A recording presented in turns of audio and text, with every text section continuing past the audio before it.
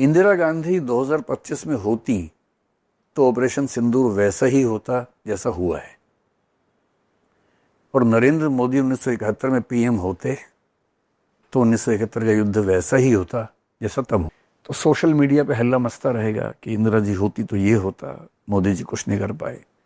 उधर वाले कहेंगे मोदी जी उस समय होते तो पता नहीं क्या होता, आज तो ये था, परिस्थितियां ऐसी थी। मैं आपको आज ये समझाना चाह रहा हूं थोड़ा सा विस्तार में कि राष्ट्रीय मुद्दों पर, युद्ध जैसे मुद्दों पर एक बेसिक स्टैंड हमारा ये होना चाहिए कि हम अपने देश के साथ खड़े हैं, पूरा कमर कस के खड़े हैं, कोई किंतु परंतु नहीं करना है जनरली। और जब कोई बहुत आपको ऑब्जेक्शनेबल बात लगे तो उसको विनम्र तरीके से सही मंच पर एक प्रश्न के रूप में, न कि सरकाज़म के रूप में, न कि व्यंग्य के रूप में, न कि चोट के रूप में रखना चाहिए। और मैं आपको आज जो समझाना चाह रहा हूं, आप मुझसे सवाल पूछ सकते हैं। मैं जब भी कोई बात कहूं आप मुझसे सवाल पूछ भी सकते हैं, हमला भी कर सकते हैं मेरे ऊपर, बातों से मतलब सवालों से एकदम हमला कर देंगे, सर आपने ये कैसे बोल दिया, मैं तो ये मानता हूं, मेरे पास ये प्रमाण है, प्रूफ है, एविडेंस है।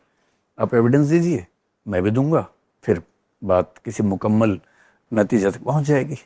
ठीक है, तो मैं आज आपको ये समझाना चाह रहा हूं कि देश इस बात से नहीं चलते कि उस समय नेता कौन सी पार्टी का है।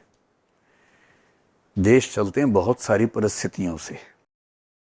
और मुझे कल एक बैठक में बात चल रही थी ऐसी ही, तो मुझसे किसी ने पूछा कि आपकी राय में 1971 और 2025 के बीच में क्या तुलना है। 1971 समझते आप लोग, एक वॉर हुआ था भारत पाकिस्तान के बीच में, और 2025 के बीच में क्या तुलना है। तो मैंने वहां एक लाइन बोली, बाद में मुझे लगा कि इसी एक लाइन पर हम 1-1.5 घंटा बात कर सकते हैं।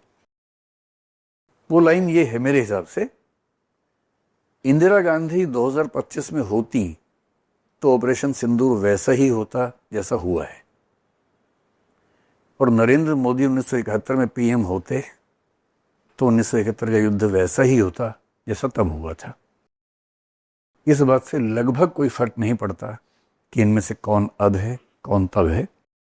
दोनों का स्वभाव, दोनों की प्रकृति लगभग एक जैसी है। परिस्थितियां बहुत सारी ऐसी होती हैं कि चीजें बदल जाती हैं।